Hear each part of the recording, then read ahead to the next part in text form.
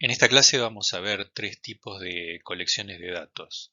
Las tuplas, que son las últimas secuencias que vamos a ver, y después dos tipos no ordenados, que son los conjuntos y los diccionarios.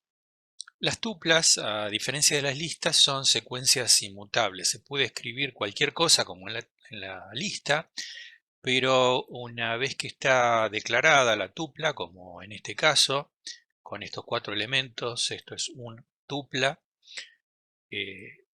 ya no se lo puede modificar.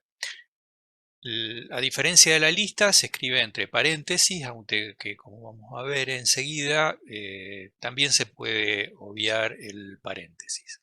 Ejecutamos y obtenemos esta lista.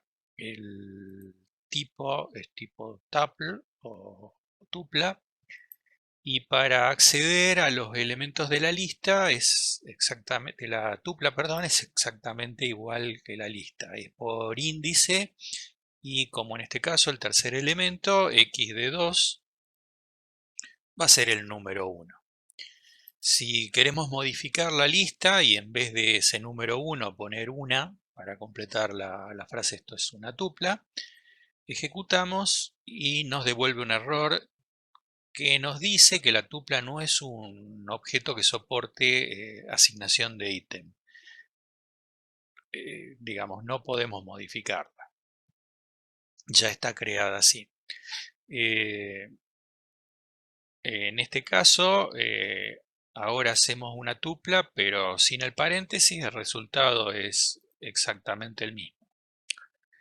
Lo que sí podemos hacer es concatenar más de una tupla, dos o más, pero como no es modificable, el resultado de la concatenación lo tenemos que poner en otra variable, en una tercera variable. La concatenación se hace con el signo más y al ser tuplas, Python va a interpretar que no es una suma habitual, sino que es una concatenación. Ejecutamos y tenemos ambas tuplas, z va a ser la secuencia de ambas tuplas. Después el resto de las operaciones, salvo el hecho de que no poder modificarla, la iteración es igual que en cualquier secuencia, básicamente como en una lista.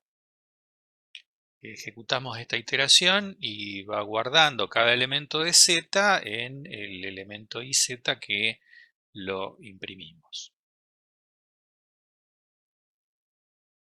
Los conjuntos son colecciones no ordenadas de elementos, o sea, no indexadas como en los casos anteriores de las secuencias. Los elementos no son repetibles, por lo tanto responde a la misma definición que tenemos en matemática de un conjunto. Acá creamos este conjunto, la sintaxis es similar a las listas, a las tuplas, nada más que en este caso es entre llaves, son elementos separados por comas entre llaves. Ejecutamos esta y queremos averiguar el primer elemento, por ejemplo, del conjunto. Por lo tanto, ejecutamos y nos da un error, y el error es de que el tipo conjunto o set no tiene subíndices, no es subindicable. Y después, en esta celda, averiguamos el tipo, y el tipo es el tipo set. Sí podemos agregar elementos, y a eso lo hacemos mediante la función add, con un punto después del el conjunto de que se trate. Acá agregamos Venezuela al Mercosur, que es otro miembro del Mercosur, aunque ahora suspendido. Y agregamos también Brasil. Entonces averigüemos ahora qué es lo que contiene Mercosur después de haberle agregado estos dos elementos. Ejecutamos y vemos que está Venezuela, pero Brasil está solamente una vez. Y eso es simplemente porque, a diferencia de las listas, no podemos seguir agregando elementos repetidos.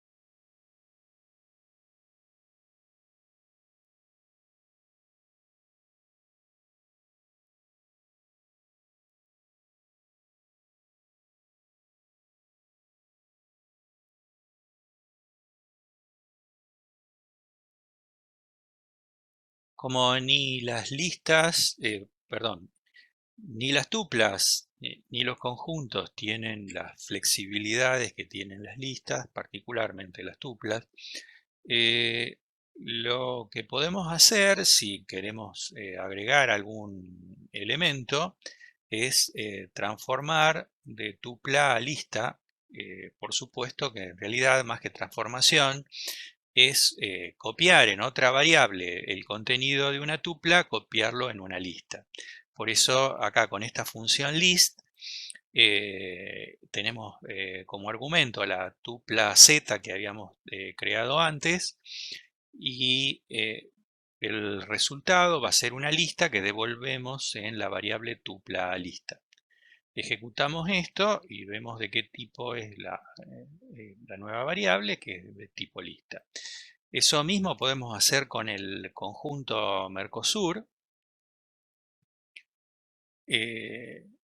pero también en este caso, en realidad, en términos formales, no es una transformación, sino es copiar un conjunto en una lista. Esto mismo se puede hacer con un rango. En el caso de la tupla, ya una vez que está transformado a lista, podemos agregar, y si necesitamos que sea una tupla, nuevamente se puede hacer una transformación de lista a tupla mediante la misma función tupla, tupl.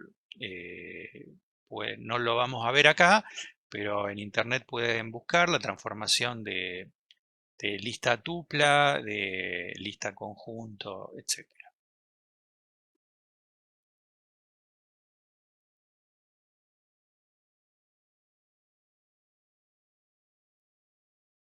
Un diccionario es también una colección no ordenada de elementos como el conjunto, pero cada elemento es un par clave-valor, y donde la clave sí es como un conjunto en el sentido de que es un elemento o subelemento irrepetible.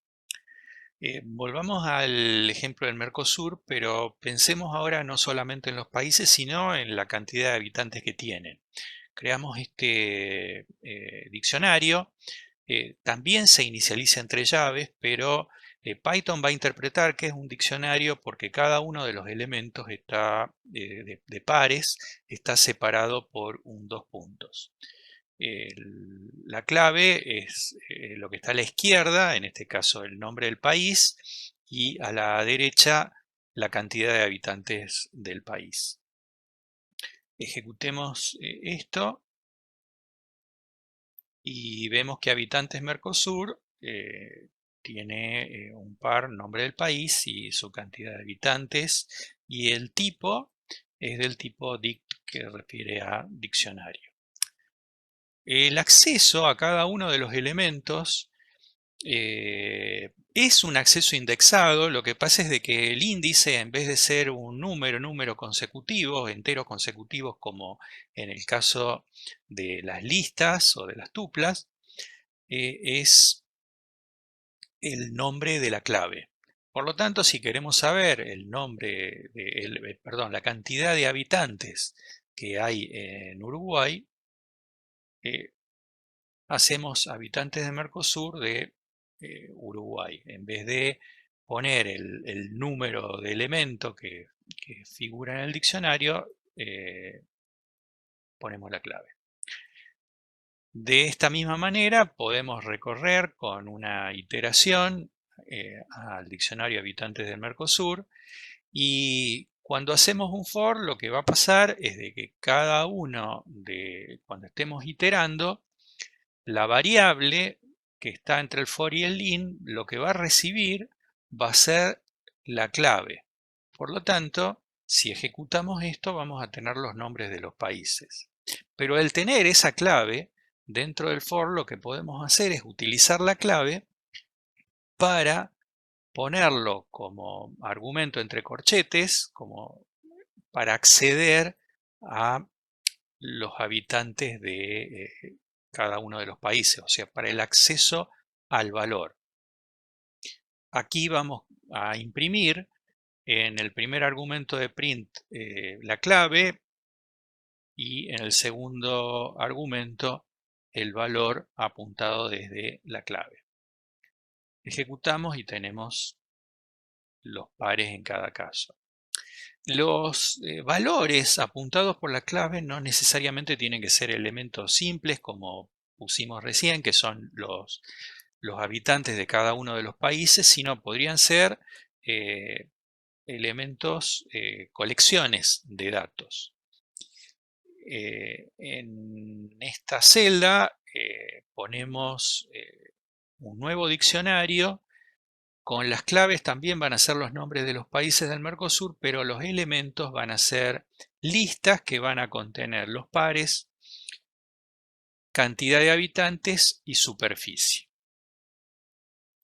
Ejecutamos esto y obviamente el acceso va a ser como vimos anteriormente, pero también lo podemos usar para hacer alguna operación, sacar algún dato más de los elementos que tenemos adentro del diccionario.